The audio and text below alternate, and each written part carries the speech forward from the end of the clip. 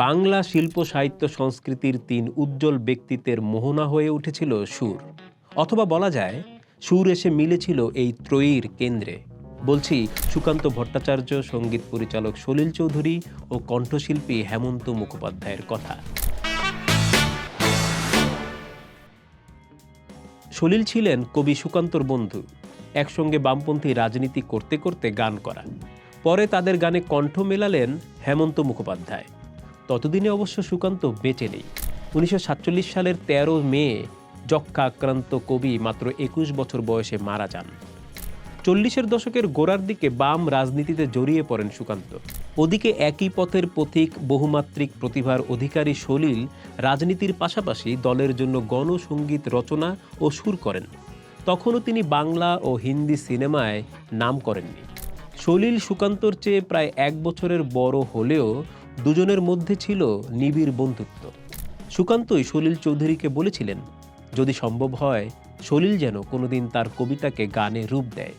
বন্ধুর কথা রেখেছিলেন বন্ধু। কবি বেঁচে থাকতে একটি কবিতায় সুর দিতে পেরেছিলেন সলিল। কবিতার শিরোনাম রানার। গান শুনে মুগ্ধ হয়েছিলেন সুকান্ত। তখনও এই গানের সঙ্গে যুক্ত হননি হেমন্ত। হেমন্ত এলেন সুকান্তর মৃত্যুর পর। প্রথমে সলিল সুকান্তর একটি কবিতায় সুর দিয়ে হেমন্ত মুখোপাধ্যায়ের কাছে যান, কিন্তু সেই গান পছন্দ হয়নি বলে হেমন্ত ফিরিয়ে দিয়েছিলেন। সেই হেমন্তই পরে সলিল ও সুকান্তর গানগুলোকে নিজের অসামান্য গায়কি দিয়ে অমর করে দিলেন। সুকান্তর কবিতাগুলো সলিল তুলে নিয়েছিলেন গণসঙ্গীত করবেন বলে।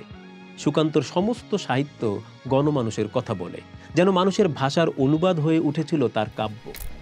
50-এর দশকের একেবারে শুরুতে গণসঙ্গীত হিসেবেই সলিল সুকান্তর অনুভব কবিতায় হাত দেন। ওই যে সেই বিখ্যাত কবিতা, অবাক পৃথিবী অবাক করলে তুমি, জন্মেই দেখি ক্ষুব্ধ স্বদেশ ভূমি। এই গানটিতেই প্রথম কণ্ঠ দেন হেমন্ত মুখোপাধ্যায়। তার আগে গণনাট্যের আসরগুলোতে এই গান গাইতেন কণ্ঠশিল্পী দেবব্রত বিশ্বাস ও প্রীতি সরকার। দেবব্রতর বাড়িতে তো হেমন্ত মুখোপাধ্যায়ের আসা যাওয়া ছিলই। তার বাড়িতেই হেমন্ত গানটি প্রথম শুনেছিলেন। এভাবেই গ্রামোফোন কোম্পানিতে স্নেহের হেমন্তকে দিয়ে গানটি রেকর্ড করান দেবব্রত।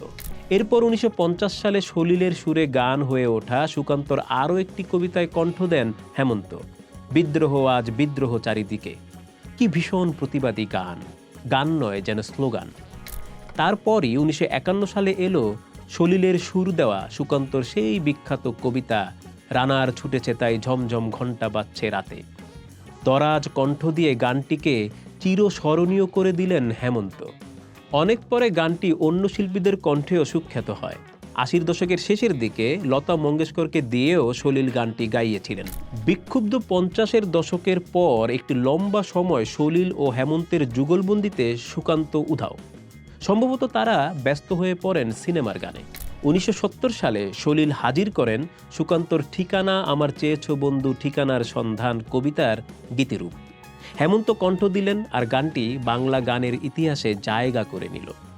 40-এর দশকে সুকান্ত লিখেছিলেন বিশ্বকবিকে নিবেদিত কবিতা রবীন্দ্রনাথের প্রতি। কবিতাটি এখনও আমার মনে তোমার উজ্জ্বল উপস্থিতি দিয়ে শুরু হলেও তাতে সমাজ বাস্তবতার দুঃসহ ছবি ফুটে উঠেছে। 1981 সালে এই কবিতায়ও সুরারোপ করেন সলিল, কণ্ঠ দেন হেমন্ত। সম্ভবত এটি সুকান্তের কথায় গাওয়া হেমন্তের শেষ গান। সঙ্গে থাকুন, কথা হবে, দেখা হবে সিনেমা নামার পরের পর্বে।